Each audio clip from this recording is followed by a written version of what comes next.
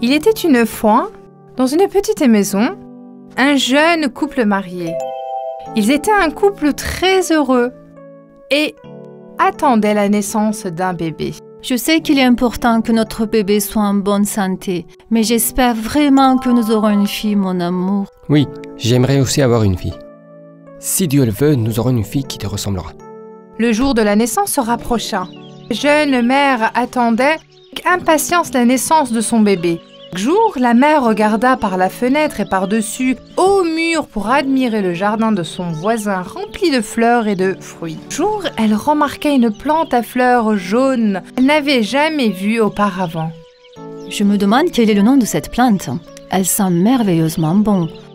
Je suis sûre qu'elle a aussi un goût incroyable. Il faut que je mange cette plante. Je vais aller directement chez ma voisine et lui demander. Sans perdre de temps, la jeune mère quitta la maison.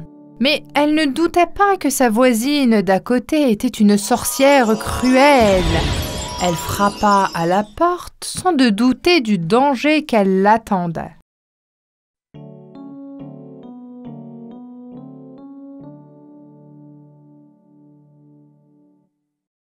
Bonjour voisine, la plante jaune dans votre jardin sent très bon. Je suis enceinte et j'en ai vraiment envie. Est-ce que c'est une plante mangeable ? Bien sûr, je peux vous en donner un peu. Elle a un goût incroyable et vraiment pour les humains. Alors, ce sera bon pour mon bébé aussi. Bien sûr, chère voisine, surtout vous pour les futures mamans, mais rappelez-vous parce que c'est très précieux, vous ne pouvez en prendre qu'un seul.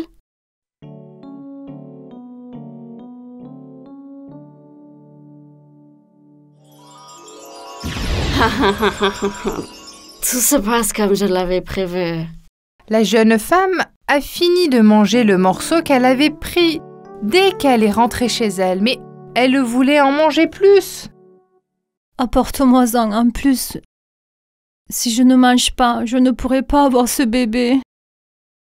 Ne t'inquiète pas, je ferai tout ce que je peux pour t'apporter plus de cette plante jaune. Comme la nuit tombait et qu'elle faisait sombre, le mari impuissant grimpa dans le grand mur et prit la plante que sa femme voulait. Cela a duré un certain temps. Chaque nuit, le jeune homme entra secrètement dans le jardin, mais elle était mal à l'aise à l'idée d'entrer dans le jardin de ses voisines sans permission. La méchante sorcière avait en effet fait pousser cette plante pour leur rendre un piège. Elle savait que sa voisine attendait un bébé et qu'elle aurait certainement envie de cette plante à cause de son odeur. Elle avait l'œil sur le bébé depuis longtemps. Elle allait prendre le bébé d'une manière ou d'une autre. Un soir, alors que l'homme entendait un nouveau dans le jardin, la sorcière l'a pris en flagrant délit. Elle avait maintenant l'apparence d'une sorcière. Elle était très laide et avait l'air extrêmement effrayant. Le pauvre homme était effrayé. Pardonnez-moi. Ma femme est enceinte et elle ne peut s'empêcher de manger cette plante. J'ai été contrainte de le faire parce que vous avez dit qu'elle ne pouvait comprendre qu'une. Je sais que c'est mal. Mais si elle ne la mange pas, j'ai peur que ma femme meure. Je suis dans une situation très difficile. J'accepte vos excuses avec une seule condition. Vous devez me donner le bébé qui va naître, sinon je vous détruirai tous. L'homme dut accepter cette condition. Quand le moment de la naissance arriva, une belle petite fille naquit. La sorcière se rendit immédiatement dans leur maison. Son nom sera Réponse. Vous l'élèverez jusqu'à ce qu'il ait 1 an. Dans 1 an exactement, je viendrai vous la prendre. Le couple impuissant accepta.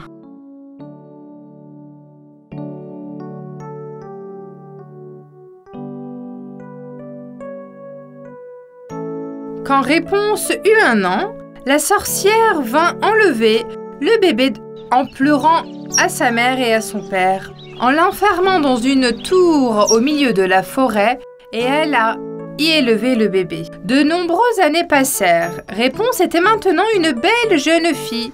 Quand elle n'avait jamais coupé les cheveux, elle laissait plusieurs mètres de long. Ses cheveux étaient blondes dorés. Elle avait les yeux d'un vert profond. Chaque fois que la sorcière se rendait dans la tour, elle l'appelait. Ma chère fille, aux cheveux blondes, je suis là. détache ses cheveux. Réponse jeta sa longue tresse par terre et la sorcière montait à leur tour en l'utilisant ses cheveux. Réponse pensait que la sorcière était sa mère, comme elle n'avait jamais vu personne d'autre que la sorcière jusqu'à présent. Réponse pensait qu'elle et sa mère étaient les seules dans ce monde. Elle avait une voix merveilleuse. Elle chantait toute la journée jusqu'à la tombée de la nuit. Sa voix résonnait dans la forêt et les oiseaux volaient vers la fenêtre pour l'écouter. Les oiseaux étaient ses seuls amis. Un jour, un prince se promenait dans la forêt. Lorsqu'il entendit le chant de Réponse, il se demanda d'où venait ce merveilleux son. En suivant la direction du son, elle s'est approchée de la tour et a réalisé que la voix venait de là. Je dois rencontrer la fille avec cette voix étonnante. Je me demande comment je peux monter dans cette tour. Alors qu'il faisait désespérément le tour de la tour, il aperçoit soudain qu'une sorcière l'appelant en haut de la tour. Il se cacha aussitôt derrière un arbre et observa. « Ma chère fille aux cheveux blonds, je suis là. Laisse tomber tes cheveux. » Réponse laissa tomber ses cheveux tressés et la sorcière grimpa au sommet de la tour. J'ai trouvé comment monter dans la tour. Après avoir attendu le départ de la sorcière, le prince appela la tour en imitant la voix de la sorcière. Ma fille, s'il te plaît, laisse encore tomber tes beaux cheveux blonds. J'ai oublié quelque chose là-haut. Je vais les laisser tomber tout de suite, mère. D'un geste rapide, elles libérèrent à nouveau ses cheveux. Le prince escalada la tour en utilisant ses cheveux et rencontra Réponse. C'était la première fois de sa vie que la belle fille voyait une autre personne. Qui es-tu? Pourquoi es-tu là? Où est ma mère? Il n'y a pas de raison d'avoir peur. Je suis le prince de ce pays. Votre merveilleuse voix m'a permis de venir ici. Pour venir ici, j'ai dû imiter la voix de ta mère. Réponse, qui au début était très effrayée, a lentement réalisé qu'il n'était pas une mauvaise personne. Le prince était déjà charmé de sa beauté. Les jours, les mois passèrent. Le prince venait tous les jours à la tour. Quand ils passaient du temps ensemble, il ne réalisait pas à quelle vitesse le temps passait. Il a finalement demandé Réponse en mariage. Réponse, je veux vivre avec toi pour le reste de ma vie. Veux-tu m'épouser? Bien sûr, je vais t'épouser. Je dois maintenant retourner au palais. Je vais essayer de trouver une solution pour te faire sortir d'ici immédiatement. Réponse était très excitée de l'idée de pouvoir enfin voir le monde extérieur une fois qu'elle aurait... Elle s'ennuyait tellement de vivre seule dans la tour pendant toutes ces années. Il a tenu les cheveux des Réponses et s'est dirigé vers le bas de la tour. Malheureusement, la sorcière était là aussi et a vu le prince. Elle a immédiatement compris ce qui se passait. Elle se mit en colère. Alors que Réponse remettait ses cheveux en place, la sorcière s'y est accrochée et a grimpé. Elle était si ennuyée et frieuse. « Mais qu'est-ce qui se passe ici? Qui vient de partir? Je t'ai caché ici pour te protéger du mal.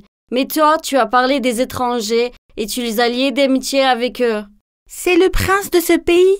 Il m'a demandé en mariage et j'ai accepté. Je suis si heureuse.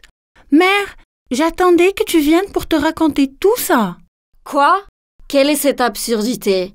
Je vais te montrer.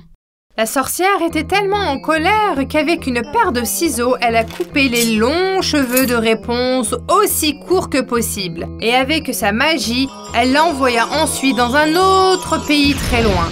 Lorsque le prince arriva à la tour le lendemain, il ne savait pas que la sorcière l'attendait dans la tour. « Salut Réponse, je suis là. Détache tes cheveux s'il te plaît. » La sorcière laissa tomber la longue tresse qu'elle avait coupée dans les cheveux de Réponse. Lorsque le prince arriva à la fenêtre de la tour, la sorcière était là pour l'accueillir. Il fut terrifié dès qu'il la vit. Quelle surprise! Tu pensais que tu allais pouvoir m'enlever ma fille, que je vais cacher pendant des années? Lorsque la sorcière lâcha la tresse, le prince terrifié se retrouva sur le sol. Il tomba sur les buissons, mais comme il s'était coigné la tête, il était aveugle. Réponse était toujours présente dans l'esprit du prince. Alors, monté sur son cheval, il la chercha partout. Il se jura que même s'il avait allé jusqu'au bout du monde, il la retrouverait. Il chercha et chercha pendant très longtemps. Enfin, un jour, il entendit une chanson. La voix lui était familière. C'est la voie de réponse. Je l'ai enfin trouvée. Galopant sur son cheval, il se dirigea droit vers la douce voix. Il arriva à la porte de la maison où se trouva Réponse. Réponse, je suis là. Ouvre la porte. Je n'arrive pas à y croire. C'est vraiment toi? Quand Réponse ouvrit la porte, elle pleura en voyant le prince. Elle pleura tellement que ses larmes tombèrent sur le visage du prince qu'il était à genoux. Ces larmes étaient des larmes de joie miraculeuse. Soudain, le prince aveugle ouvre les yeux. Ils se sont embrassés avec joie et ont célébré ce miracle.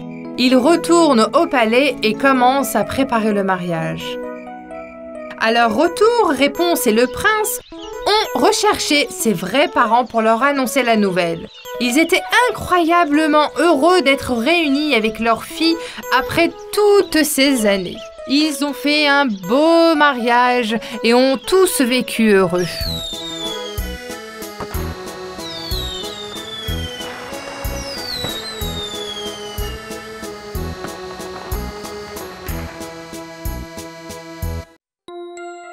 Il était une fois une famille qui avait une fille nommée Cendrillon. C'était une famille très heureuse. Cependant, lorsque leur mère au grand cœur mourut soudainement, leur bonheur prit fin. Le père de Cendrillon épousait une autre femme peu de temps après. Cette femme avait 2 filles gâtées et rancunières. Elle était tout aussi méchante que leur mère. Elles virent toutes dans la même maison. Cendrillon avait maintenant 2 demi-sœurs et une belle-mère. Tout le monde aimait Cendrillon, qui était incroyablement gentille et belle. Elle avait des longs cheveux blonds, des yeux bleus océan et des pieds et des mains fragiles. Elle aimait aider tout le monde autour d'elle, cuisiner de délicieux repas, aima les plantes et protégeait les animaux. Par jalousie, les 2 demi-sœurs s'assurent de prendre la vie de Cendrillon misérable. Elle les faisait effectuer toutes les tâches ménagères et l'utilisait comme femme de chambre. Son seul ami était un chat tigré.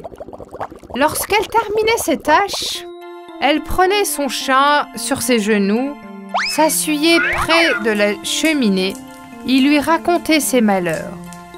Elle lui disait toujours à quel point sa mère lui manquait. C'est pourquoi Cendrillon a été surnommé Chat Cinder. Malheureusement, peu de temps après, son père est mort, lui aussi. Les 2 demi-sœurs et la belle-mère ont donné à Cendrillon une chambre dans le grenier. Tu ne peux pas rester au même étage que nous. Tu es mieux là-haut. S'il te plaît, laisse-moi et mon chat nous réchauffer près de la cheminée.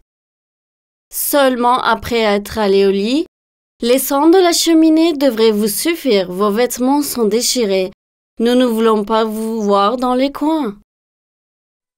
La pauvre Cendrillon accepta son sort. Chaque soir, elle s'asseyait près de la cheminée et essaya de se réchauffer avec les cendres qui y restaient. Un jour, un soldat passa chez eux pour inviter toutes les jeunes filles à âge de se marier à un bal au palais. Notre roi va laisser son trône à son fils.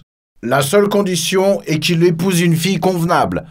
Combien de filles en âge de se marier y a-t-il dans cette maison? Joyeusement, la mère a présenté ses 2 filles. J'ai de belles filles. Alors, qui est cette fille que je vois dans la cuisine en train d'essuyer les sols? C'est notre femme de chambre. Comment pourrions-nous la mener au palais? Cela n'a pas d'importance. Je dois aussi écrire son nom. Même si tu écris son nom, ça n'a pas d'importance. Elle n'a ni vêtements, ni chaussures à porter. Vas-y, écris-le. » 」 « « « « « « « « « « « « « « « « « « « « « « « « « « « « « « « « « « « « « « « « « « « « « « « « « « « « « « Cendrillon a supplié sa mâtre. S'il te plaît, donne-moi une des robes de mes sœurs pour que je puisse venir aussi. Non, tu n'iras pas. Tu nettoieras les sols jusqu'à notre retour. Penses-tu que le prince te choisira plutôt que mes filles, la chatte Cinder? Toutes les trois se moquèrent de Cendrillon et la chassèrent.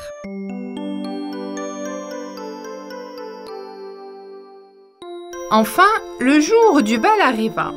Bien habillées, elles sont allées au bal et ont laissé Cendrillon derrière elles. Cendrillon pleurait désespérément. Jusqu'à ce moment-là, une fée rayante apparut devant Cendrillon.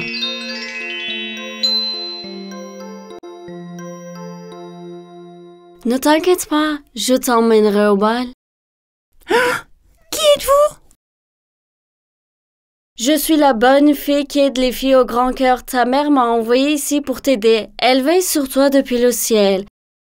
Allez, on s'y met. Trouve-moi une grosse citrouille et 6 souris.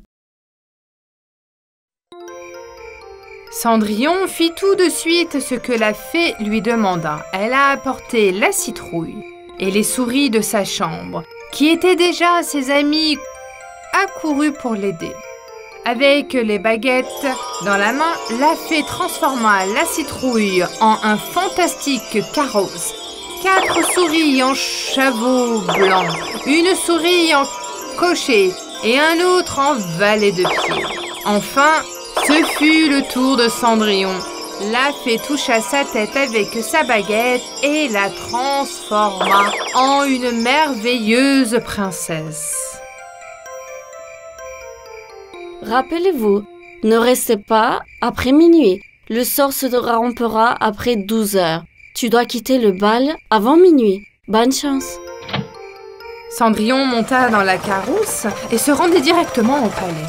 Dès qu'elle entra dans la salle de bal, tout le monde la regarda fixement et rétint son souffle. Ils étaient curieux d'apprendre qui elle était. Elle devait être une princesse d'un autre pays. Ils se demandaient qui d'autre pourrait arriver dans un si magnifique carrosse et porter ses bijoux exquis. Le prince, qui a vu Cendrillon, s'est immédiatement approché d'elle. Madame, voulez-vous danser avec moi? Avec plaisir, Son Altesse Royale. C'était le coup de foudre. Le prince a dansé avec Cendrillon toute la nuit. Le roi et la reine aimaient aussi beaucoup Cendrillon. Cette fille nous conviendra aussi bien qu'à notre palais. Elle est noble et belle. Nous avons trouvé notre jeune mariée. Toutes les autres filles du bal, y compris la belle-mère et les demi-sœurs, souffraient de jalousie.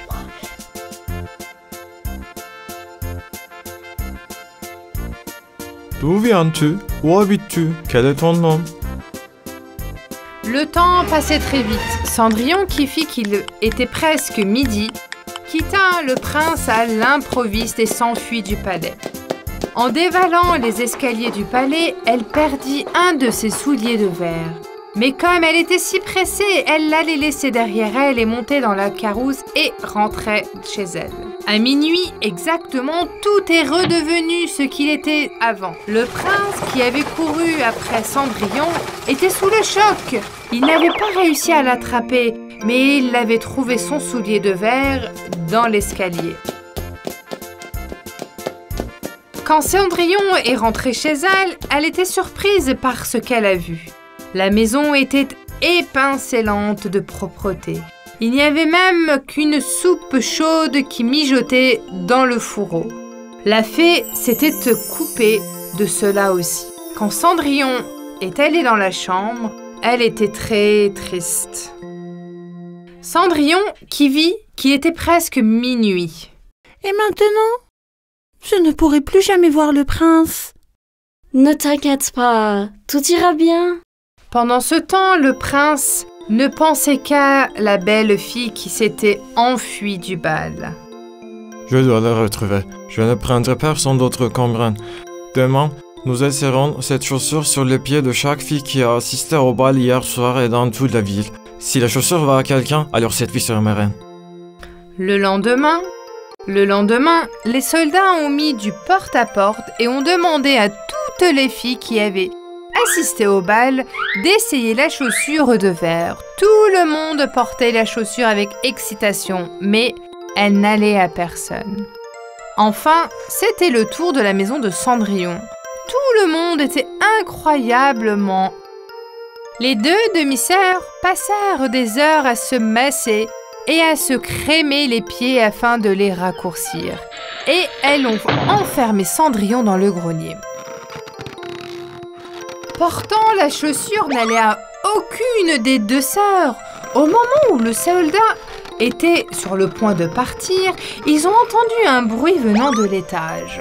Cendrillon avait réussi à attirer leur attention en renversant une armoire.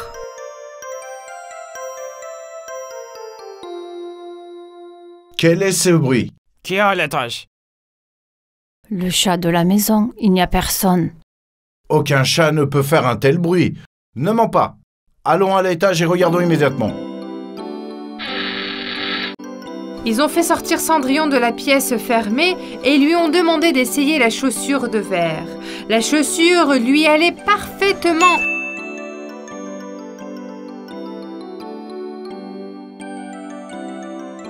Cendrillon leur a montré l'autre père. Les soldats furent qu'il avait trouvé la princesse et coururent au palais pour lui annoncer la bonne nouvelle.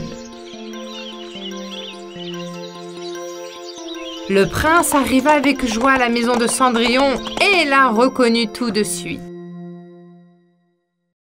Veux-tu m'épouser et être ma princesse? Ayant reçu la réponse affirmative, il l'emmena au palais. Cendrillon, lui, raconta tout ce qu'il s'était arrivé. Ils se marièrent avec un mariage qui dura 40 jours et 40 nuits.